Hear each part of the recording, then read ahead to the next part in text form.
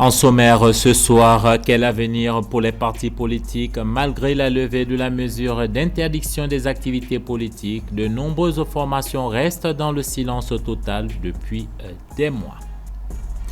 La promotion et la valorisation du textile malien, tel est l'objectif du festival Mali Finiu. La 5e édition a été officiellement lancée ce samedi à Bamako. Enfin, en football, le Mali s'est imposé à domicile contre la Guinée-Bissau lors de la 3e journée des qualifications pour la CAN Maroc 2025. Tous les résultats en fin d'édition. Madame, Monsieur, bonsoir. 3 mois après la levée de la mesure d'interdiction des activités des partis politiques, la classe politique malienne peine à reprendre la parole et à jouer pleinement son rôle dans l'espace public.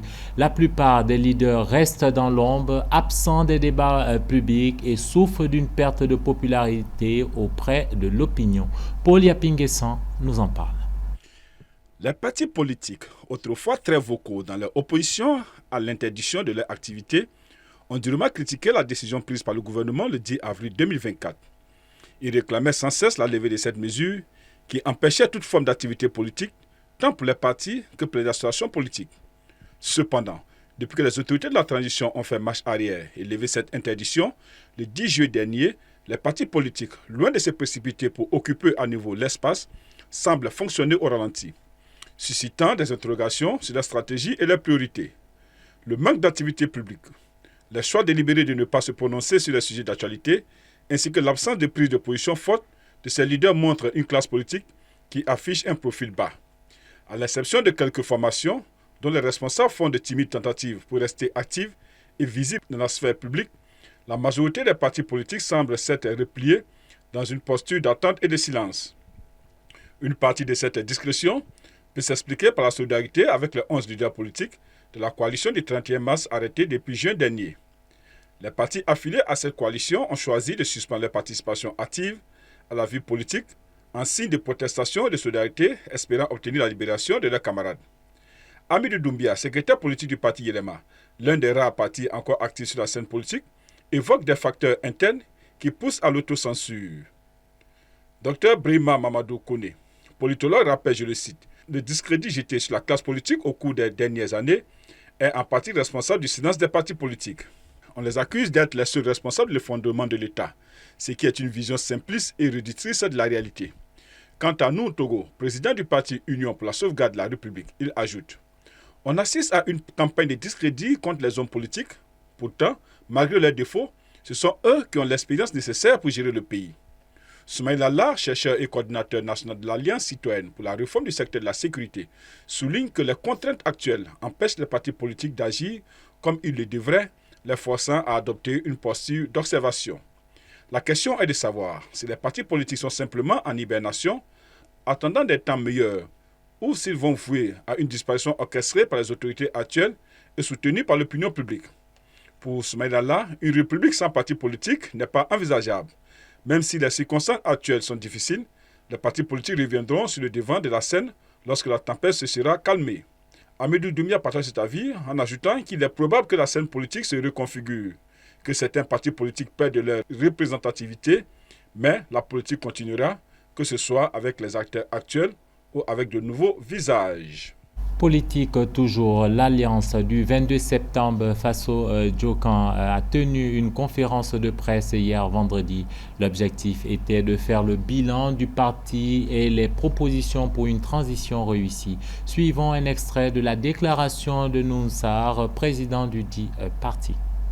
Rappelle que le processus de paix et de refondation en cours doit être accompagné d'initiatives de relance économique, de renforcement des politiques sociales et de soutien au secteur privé.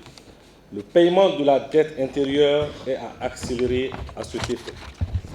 Pour mieux juguler les défis du moment, l'Alliance du 22 septembre exhorte le président de la transition à redonner du sang neuf à l'action gouvernementale et définir une feuille de route claire. L'Alliance souhaite et espère que des consultations seront bientôt lancées par le président de la transition, chef de l'État, en vue d'un rassemblement de toutes les forces acquises à la cause nationale afin d'amorcer la dernière phase de la transition. Par ailleurs, l'Alliance appelle au sursaut patriotique autour du président de la transition, dont le leadership et la conduite, ainsi que la détermination à défendre nos intérêts stratégiques, nous fondent à croire en des lendemains meilleurs. Le bilan de la transition, c'est le retour de l'autonomie décisionnelle. Le bilan de la transition, c'est la modernisation de notre outil de défense. Malgré ce bilan élogieux, respectable, des insuffisances subsistent, notamment dans le secteur énergétique. En effet, la crise énergétique révèle l'absence d'une politique énergétique ambitieuse et assumée.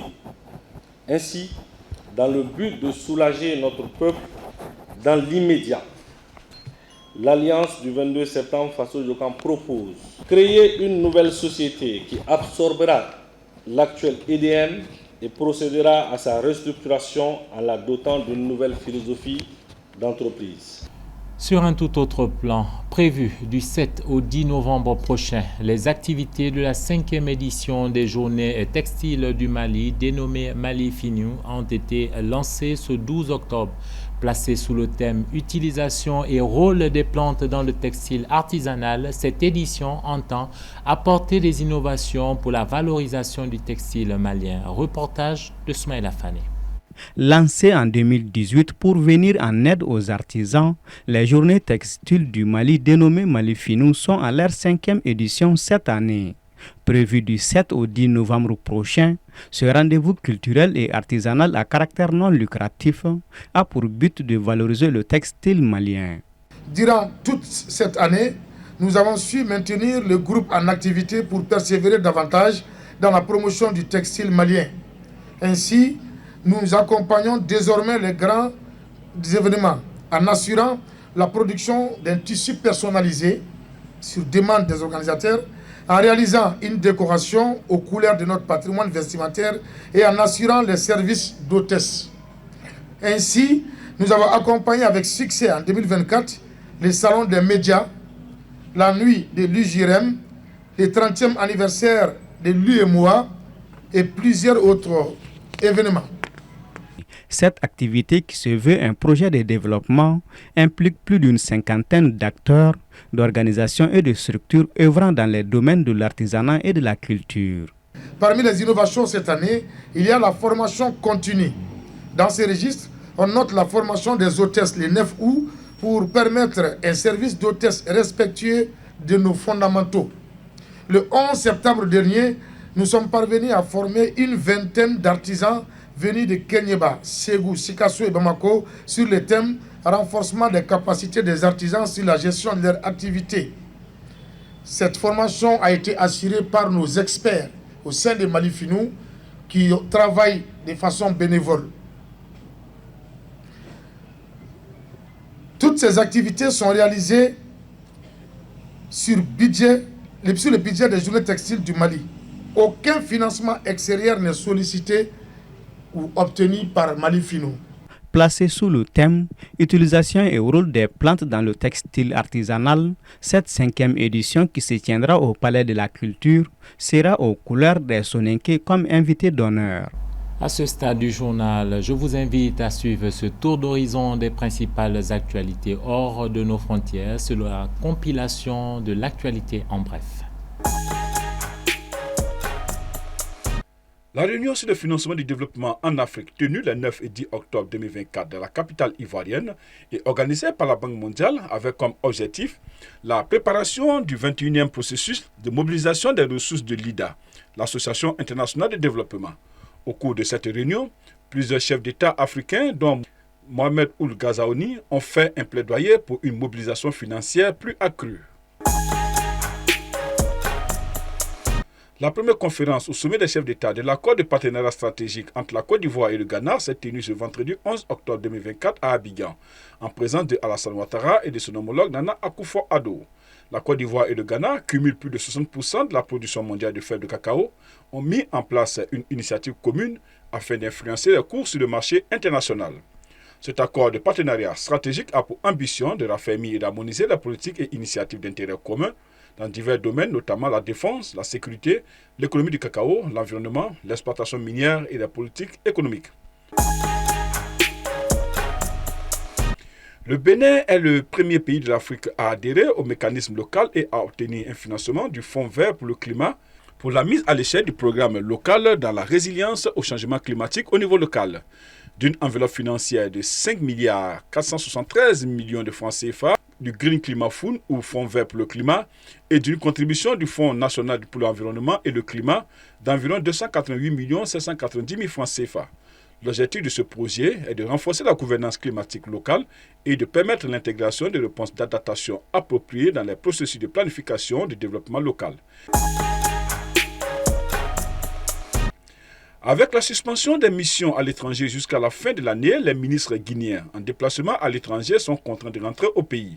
Les secrétaires généraux et les ambassadeurs représenteront le pays à l'étranger. Cette décision a été prise sur instruction du président de la République, le général Mamadou Doumbia, et a été communiquée par le Premier ministre. À compter du jeudi 10 octobre et jusqu'au 31 décembre 2024, aucun ministre ne pourra quitter le territoire national sauf accord exceptionnel du chef de l'État. Cette mesure a pour objectif de renforcer la présence des membres du gouvernement sur le sol national et de mieux répondre aux défis internes du pays. Le secrétariat général du gouvernement exhorte tous les ministres à se conformer à cette directive. Cette compilation a été signée Paul Yapi Nguessan. La troisième journée des éliminatoires de la Coupe d'Afrique des Nations Maroc 2025 a démarré le jeudi 10 octobre et s'achève ce samedi 12. Au total, 24 matchs étaient au programme. À Bamako, les Aigles ont battu hier 11 octobre la Guinée-Bissau et occupent de facto la tête du groupe I. Découvrons les résultats avec Soumaïla Fane. Pour obtenir l'une des 24 précieuses places permettant l'accès à la grande messe du football africain au Maroc en 2025, les 48 nations encore en lice jouent ce week-end au compte de la troisième journée des éliminatoires. À Bamako, hier vendredi, le Mali a assuré l'essentiel en rapportant une victoire par le plus petit des écarts face à la Guinée-Bissau 1-0. Cette victoire précieuse a permis aux Aigles de prendre seuls la tête de la poule I avec 3 points d'avance sur le Mozambique. Dans le groupe C, l'Égypte poursuit son sans faute avec une troisième victoire en 3 matchs face à la Mauritanie 2-0. Le champion en titre, la Côte d'Ivoire, a largement dominé la Sierra Leone par un score de 4-1 et consolide sa position de leader du groupe G. Par contre, le Cameroun, qui avait du mal à se propulser en tête de la poule J, est parvenu cette fois-ci après son écrasante victoire sur le Kenya 4-1.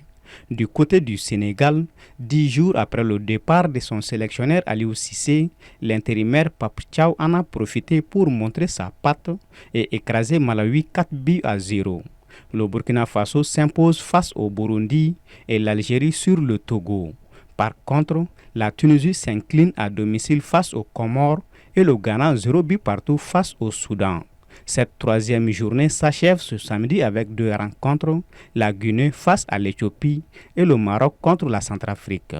Avant de nous quitter, immersion dans l'univers culturel des Dogons. Ce soir, nous allons mettre en lumière une danse traditionnelle qui transcende des générations tout en s'adaptant au changement du monde. Suivons.